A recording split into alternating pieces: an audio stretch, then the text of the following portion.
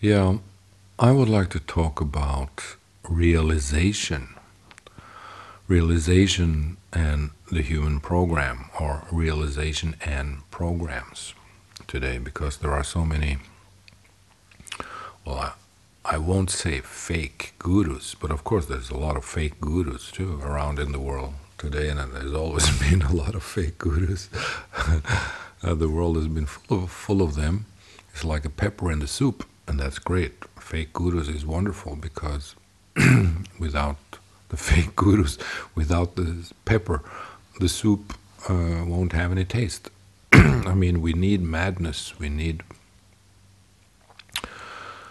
ignorance in a way, because ignorance or madness or self-deception or the delusional mind gives us some taste to the soup. I mean, life becomes more interesting and we can expose and convey all the different aspects of the human mind or of the human psyche. And the human psyche is, of course, the house in which we live in a way. The human psyche is the environment for the human being, and not only for the human being, but for the whole world, because now the human being and the human psyche controls the world. And of course, this is the sickness, it's the disease that we are living in. And the sad thing for the world is that we have locked the world and nature into the domain of the human psyche. The whole world, and now not only the planet, but even the moon and Mars soon will be a domain of the human program. I mean, we are really colonizing the environment, and the environment is the planet and let's say the solar system in our modern age. So this is actually a sadness, because we haven't really understood, we haven't accepted what is the human psyche, what is the human program. And that's what I'm going to explain or talk about today. I'm actually using the word explain because I think I'm right about this. It may very well be that I'm one of those peppers, that I'm just a black pepper too, that comes into the soup to make it more tasty, that I'm a new insane guru coming into the arena. But no, that's not the case. This is the truth, and if people want to know the truth, then this talk can help you realize the truth, and it can help you gain freedom, complete freedom. This talk can help you see what you need to see in order to get realization and to see the thing that can set you free. So we will go straight to it. The thing that you have to understand, if you are interested in science, or if you are interested in the world, or if you are interested in yourself, is that everything that exists is a program. Or let's say you can call it a program. We will use the word, we will use the term program. We could use the word algorithm, but we will use the word program. But algorithm and program is basically the same thing phenomenologically, although of course we know that an algorithm is what constitutes the program. An algorithm is even deeper, it is more subtle. An algorithm is more subtle, it's the commands that produces the program. The algorithm is the commands, that the codes, right? The algorithm is the codes that produces the program. But in many ways you could say that a tree, for instance, a tree is an algorithm, because a tree is constituted by the codes that creates the tree. So the tree is an algorithm, and or you could say that the tree is a program, because the tree is what constitutes the tree, and the tree is constituted by the algorithm that produces the program which we call a tree. If you understand this when it comes to a tree, and if you can apply exactly the same model or the same Yeah, exactly the same perspective towards anything else, towards anything mental, not only to the physical world. If you can see, okay, let's take it step by step. If you can see that the physical world is made of programs, or it exists because of programs, and programs means then, of course, in the deep end of it, quantum mechanics. It means the building blocks of the world, and whether the world is a result of field theory. The field theory has a lot of promise to it, but let's say that the world is particles that comes together in a certain way, and it creates the world.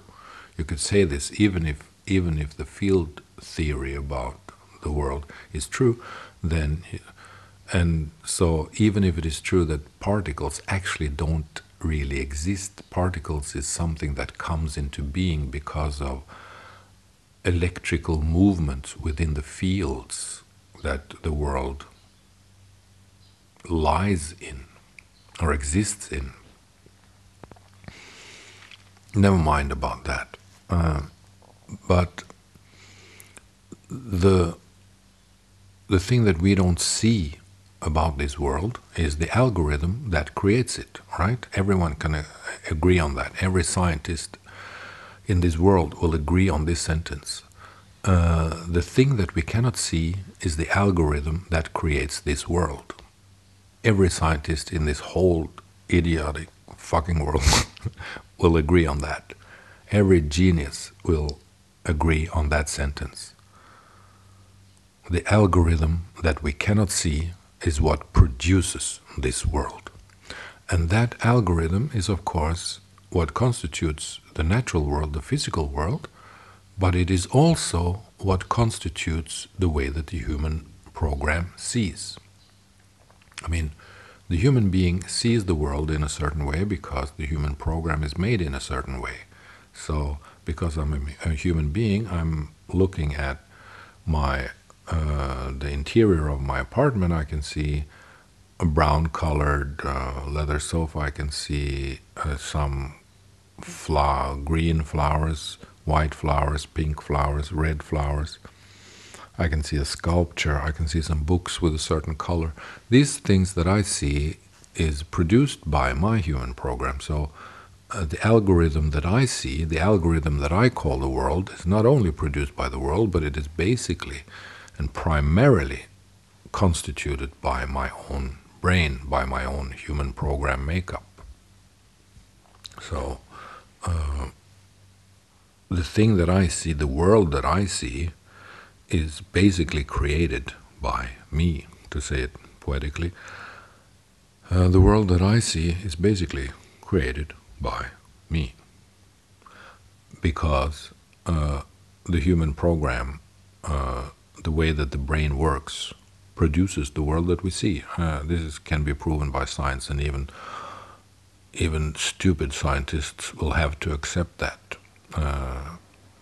So that this is just a fact. And another fact in science is that when you measure something, you alter or change the thing that you measure. So you can never be sure whether you have a grip of reality or not, whether you can analyze reality or not, because once you start analyzing it, that reality is going to change. It's going to change because of the way that you perceive it.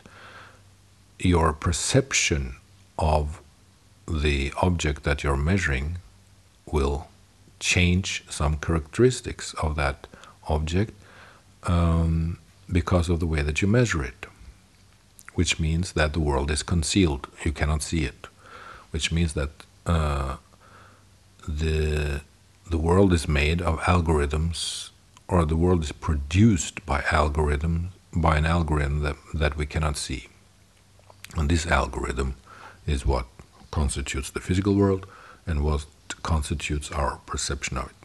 Now, this is, of course, just like an ABC of understanding the world, the basic understanding of this is like the minimum requirement of intellectual understanding in a way.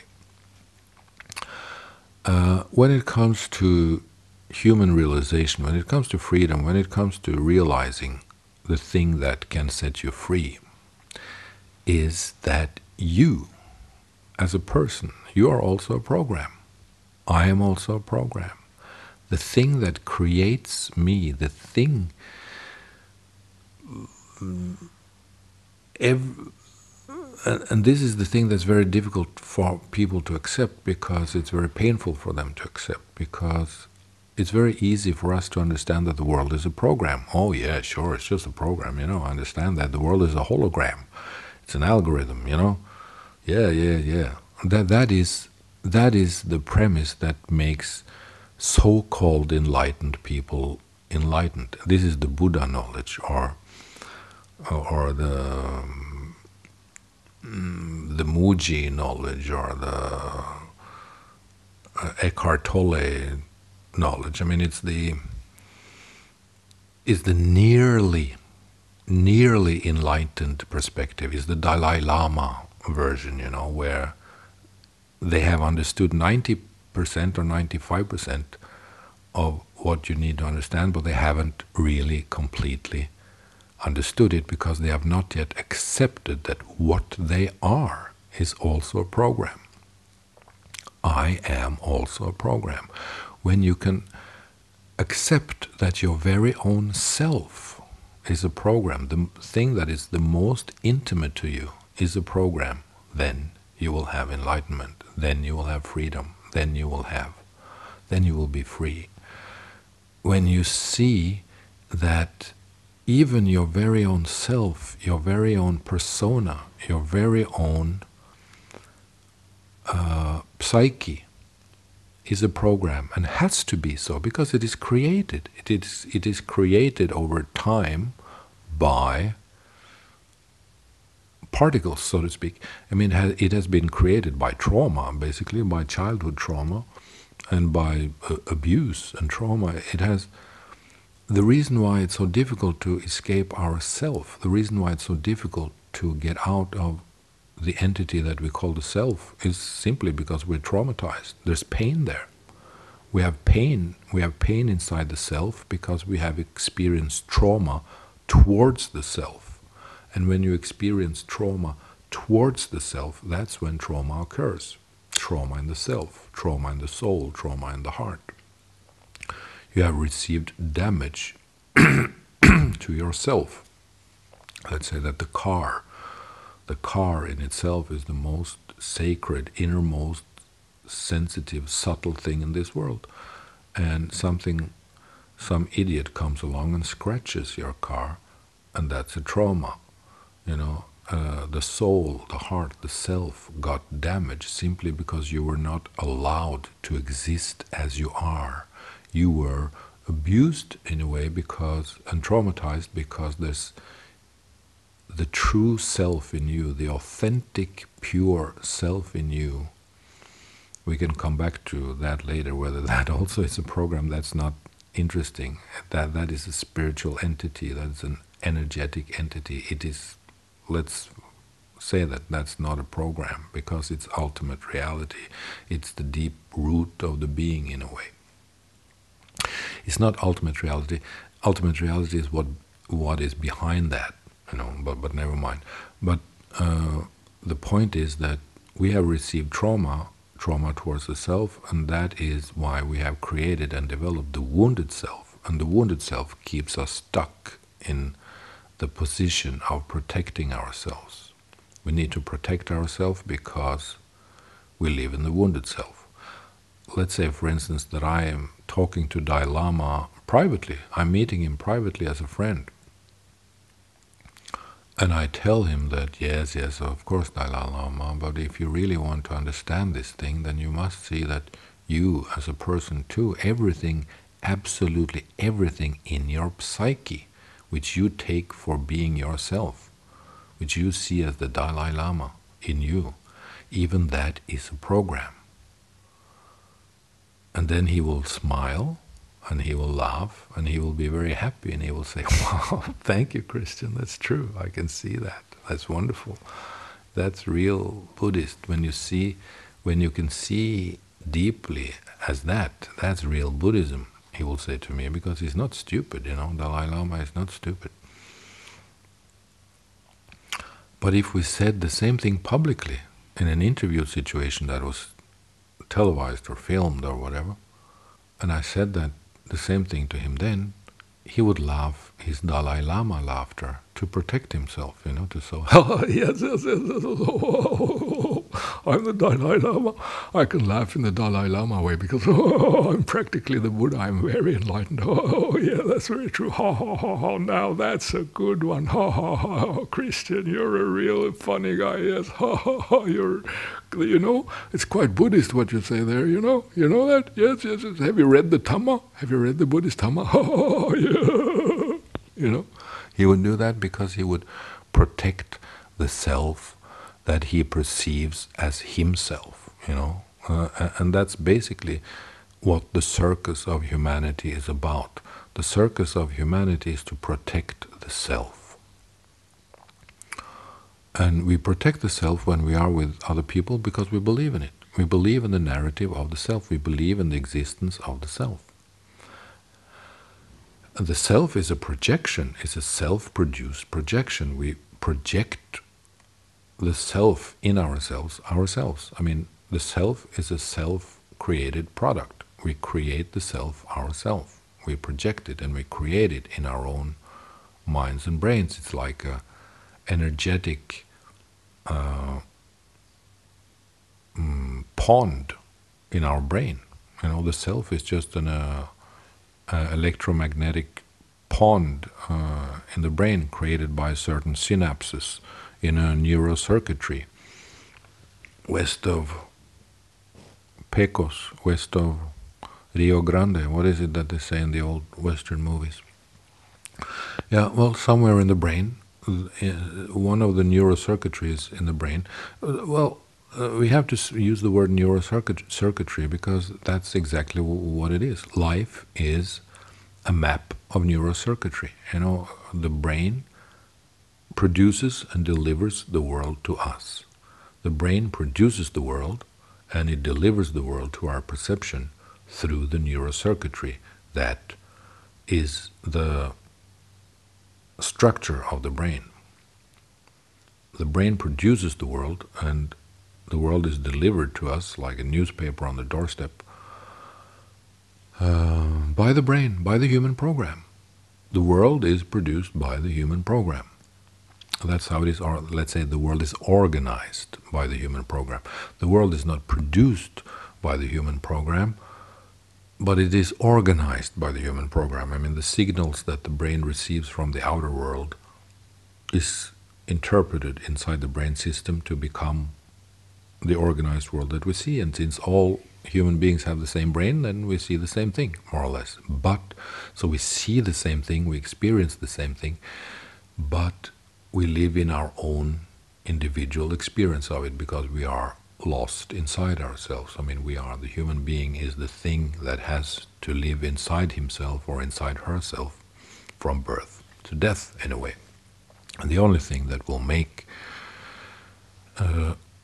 you feel unity or unified is to let go of the programs that makes you feel isolated.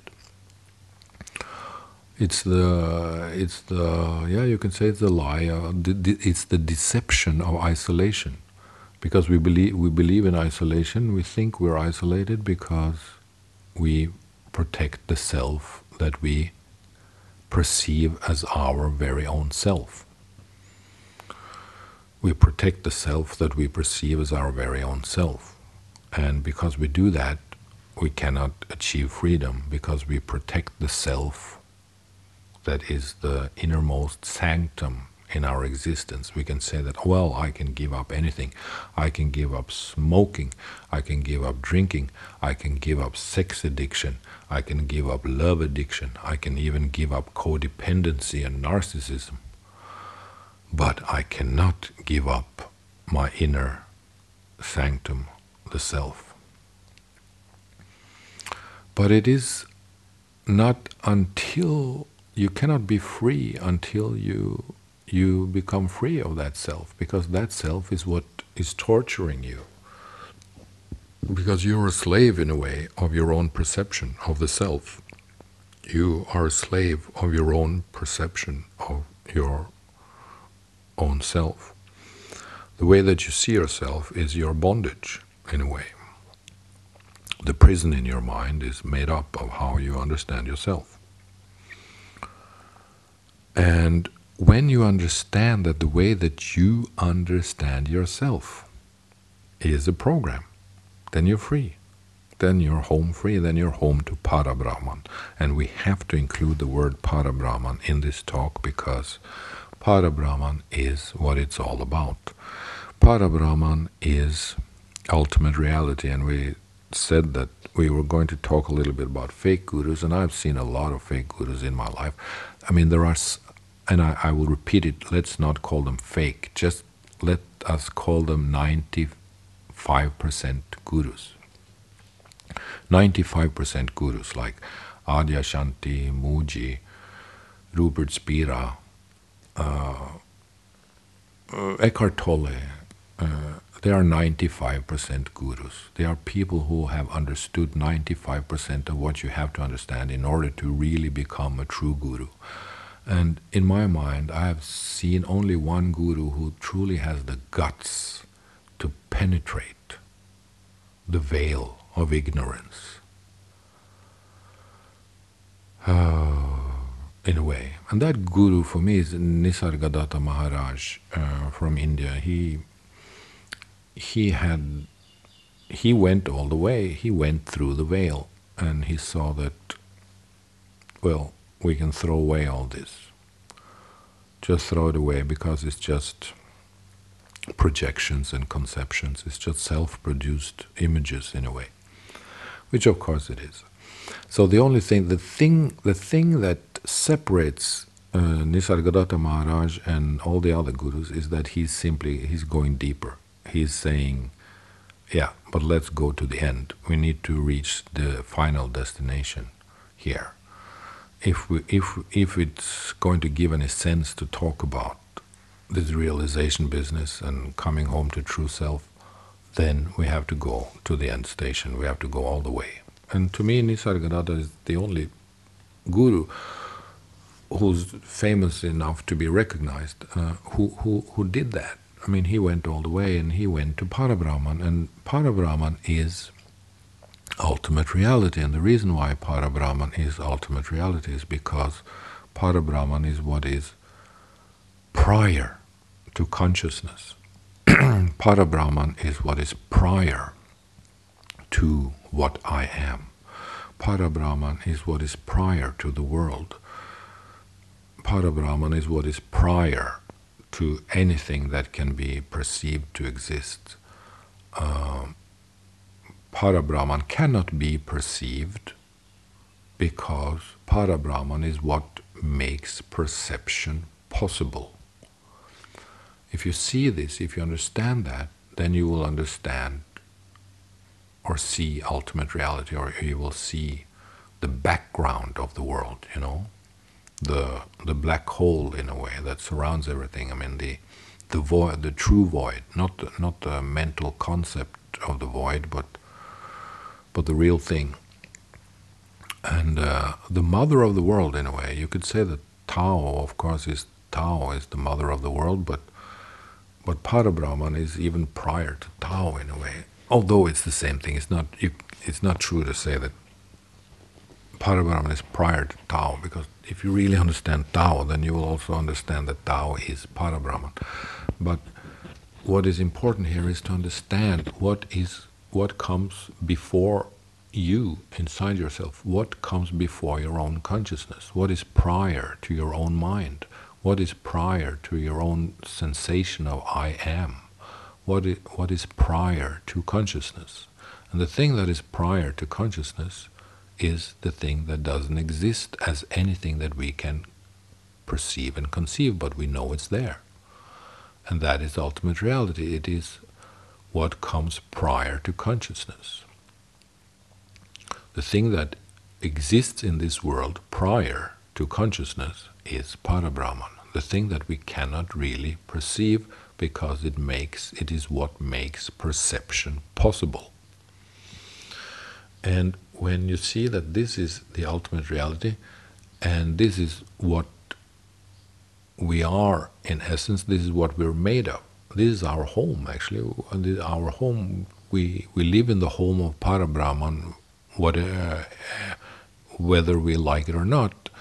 And this is true simply because Parabrahman is the same as true space. It is the same as original space. It's the same thing as the space that existed prior to the Big Bang, or even prior to the prior, prior to the prior stage. Yeah. Well, Parabrahman is what exists prior to consciousness. Parabrahman, you could also say that Parabrahman is what exists prior to the existence of the world. So in an Indian perspective, you could say that there are 3 steps. You have Parabrahman, which is the source, the thing that we cannot see, because it is what makes sight possible. We cannot see Parabrahman because it is the source. It is what makes sight possible. It is the dark matter, in a way, the dark energy. Is a thing that doesn't exist, but it exists by the very characteristic of non-existence. Non-existence is not the right word, because it does exist. It is something. It is a substance. It is something. It's just made of the components that constitutes it are things that doesn't exist. Well, of course, in the end, this is far-fetched wobbly-bubbly-doo, but that's how it is. Anyway, if you find Parabrahman in you, and if you see that everything in you and outside of you, except Parabrahman, is a program, then you are free. This is what I call realization. And this is the thing that just to make this clear talk, so that just to make this talk clear, I will emphasize it, because this is the point of my talk. If you see, if you find, if you experience, if you can say to yourself that I have truly found what Parabrahman is, what ultimate reality is, and I've also seen that everything inside me and outside of me, and when I say everything, I mean everything. When I see that everything inside of me and outside of me, except the Parabrahman state, that everything except Parabrahman, everything except ultimate reality, is a program, because Parabrahman cannot be a program, because there's nothing in Parabrahman to allow the existence of an algorithm or a program. There's just nothing there. If there were particles that after some time could constitute or organize themselves in a way to become an algorithm or to become a code, then of course it wouldn't be Parabrahman. Then it would be the world as a program, And the world as a program is what we can experience and see and perceive. Parabrahman is the world of no programs, in a way. And it has no characteristics other than the fact that we cannot really perceive it, because it is what makes perception possible. So you can, in a way, you can call it dark matter or dark energy, or the unseen energy that constitutes the algorithm of life. In a way, you can say like that. But so, if you find ultimate reality in you as the true home of everything that exists, and you as the only source environment that is here, that is available to us, besides the programs.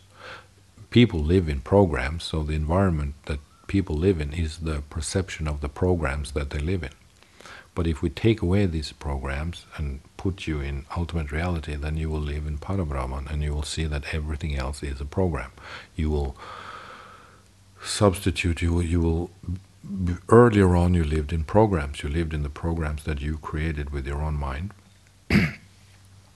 But now, after realization, you live in Parabrahman, and from the perspective of your position in Parabrahman, you can see that everything else is just a program, and that is liberation. That is liberation, that is freedom, and that is realization in my mind. To see everything about what it is that constitutes a program, and to see what it is that is the opposite of a program, or to see everything about that which is not a program. If you understand what it is that is not a program, and if you understand what it is that is a program, then you have enlightenment. Then you have seen the algorithm of life. Then you have seen the veil. Then you have seen the circus. Then you have seen the display, the magnificent display, the show of the world, the appearance of this whole thing. And to me, that is realization. And not many gurus in this world talk from this point, from this perspective, because they are in the awareness business. What you are is consciousness. What you are is awareness. That is to say that I am blind to the program that constitutes my understanding of myself.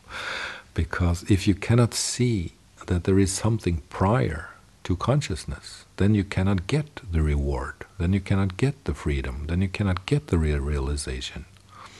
If you think that you are awareness, you're still stuck. You're still stuck in the productions of the mind. You're still stuck in what the nervous system and the brain produces and delivers to you. And the thing that the nervous system and the brain produces and delivers to you is awareness. But if you say that I am, this awareness is what I am, because it's the primary feature of my existence. It is produced by God, as Muji says, or it is produced by my nervous system and my brain, which sensible scientists say, and you identify with that awareness, okay, that's fine, it's no problem, but you're still living in an algorithm, because you're living in something that is created. The awareness in itself is an algorithm. The awareness in itself is a program. It is made by the physical world. It is constituted. It is created by the machinery that creates your life. The awareness, the consciousness that you are living in is created by the machinery that creates your life. And if you identify with that, then you identify with being a part of the program, or being a program in a program. I mean, if you identify with that, then you accept that, yes, everything's a program, and I'm a part of this endless amount of programs that constitutes life. That is not awakening. That is not realization. That is self-help. That is a self-help modality. It's created. Consciousness is a feature in this world that is created. Consciousness is a part of this world that is created by the machinery that creates and constitutes this world, namely the human program. And the human program is the nervous system and the brain. The human program is the nervous system and the brain. And the nervous system and the brain produces, because of electromagnetic fields and biology and chemistry and all of that, at least this is how I see it. This may be completely wrong, maybe I'm mistaking, maybe I'm delusional, but I'm taking my chances, and I'm taking my chances, and I will say it, that consciousness may very well be fundamental, as some scientists say. Some scientists say that it seems that consciousness is not created by the brain, it's something that's just here. Consciousness is a part of the field of the world. Well, I don't object to that. Maybe that's true. I don't think that we ever, I'm not sure. I don't think, I mean, it's not likely that we will find the final answer to that question before humanity collapses in a way, because no, but let's say that we have maybe 100 years left in the state that we're in now. After that, the population will be quite drastically reduced, I think, after 100 or 200 years or something. The future of humanity is less population. The future of humanity is reduction of population. That's what the future of humanity is. But that will take time. It will take at least 100 years before the reduction of the human population will start to really take effect. It will just happen by itself. But where were we? Yes, that's where we were. We were in Parabrahman. We are in Parabrahman, and we're thinking and living and perceiving and conceiving and communicating within the algorithms of life. Yes, that's where we are. That's what's happening. We are executing. We are acting. We are acting. We are acting out. We are acting out within the programs that are available to us. Human activity is the activity that is possible within the programs that are available to us. I mean, human activity is decided and controlled by what is possible to do. And the things that are possible to do is what is made available to us through the programs that exist. We have a lot of freedom. We can do this, we can turn left, we can turn right. But we cannot walk vertically up or vertically down. But yeah, never mind. That's another thing that we don't have to worry about.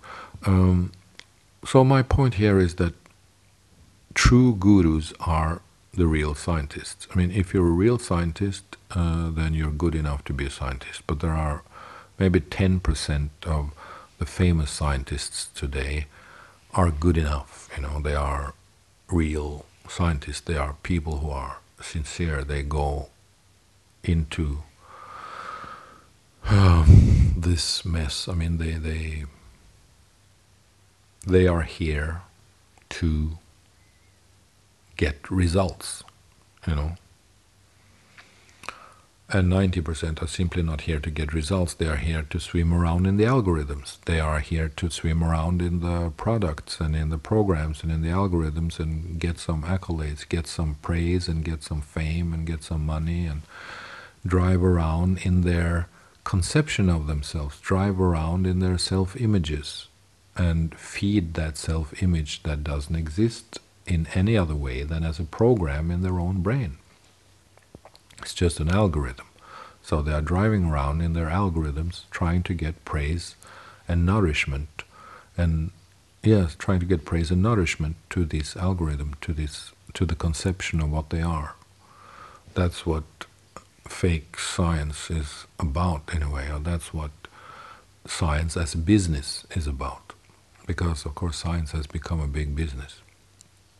And the same goes for gurus. There are 2 or 3 or 4 or 5 or 6 or 7 or 10 or let's say 100 gurus in this world who are really hardcore, essential beings who are here to get results. And then there are 200,000 people who also is driving around and walking around in their own glory. Well, I'm just an enlightened being. I just enjoy being pure consciousness. I'm so enlightened that I can see that I am pure consciousness.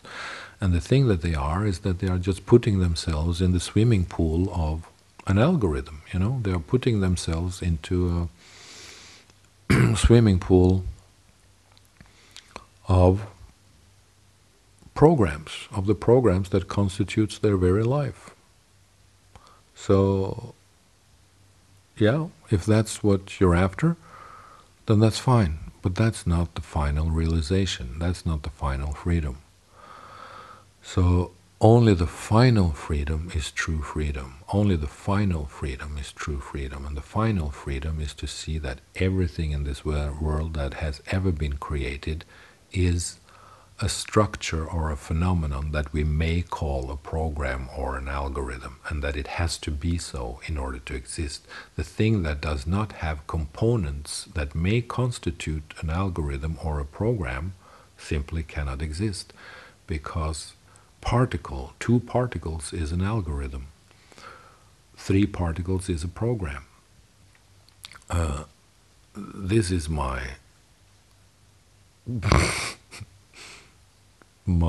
perspective in this talk. 2 particles is an algorithm, 3 particles is a program. I mean, everything that exists, compound existence, intertwined particles are quantum phenomena, field theory appearances, whatever you may call the physical world or the perceivable world,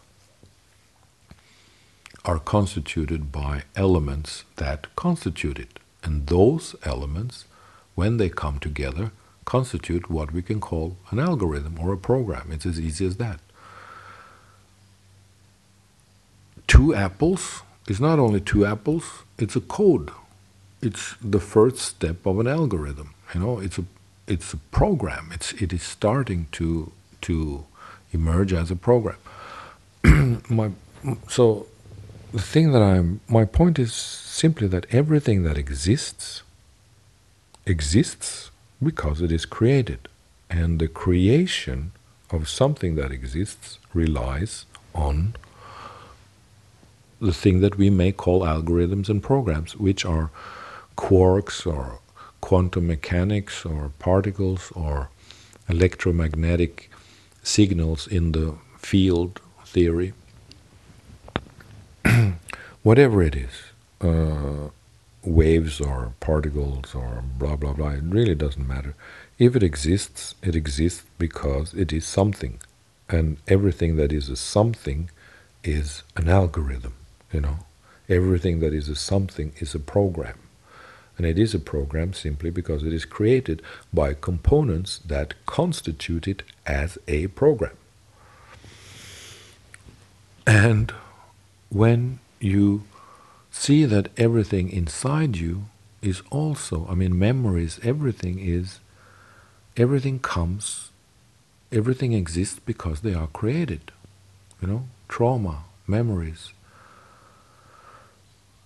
perceptions, conceptions, everything relies on an unseen, invisible algorithm. Everything that we see, perceive, experience relies on an unseen, invisible algorithm. If we see that, then in my mind we can get realization, and we can get complete, full freedom, because we come home to the real state, to the Parabrahman state, to the state that is prior to the algorithm. We come home to the state that is prior to the program.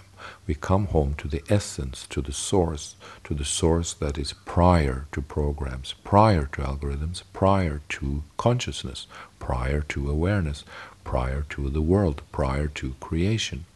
We come home to the essence that is an underlying factor of the world. We come home to what is behind the curtain. We come home to what we are in essence, because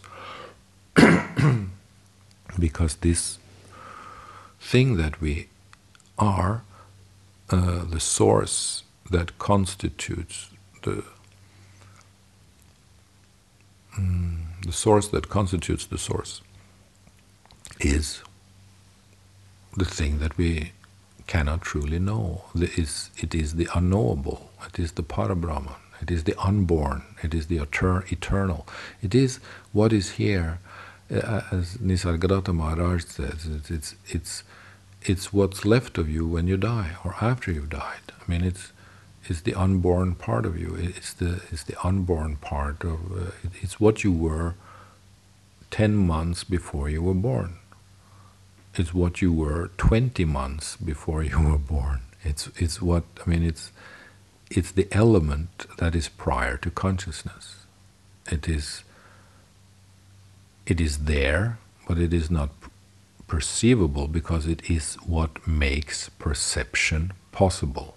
It is not actually really perceivable, but it is what makes perception possible.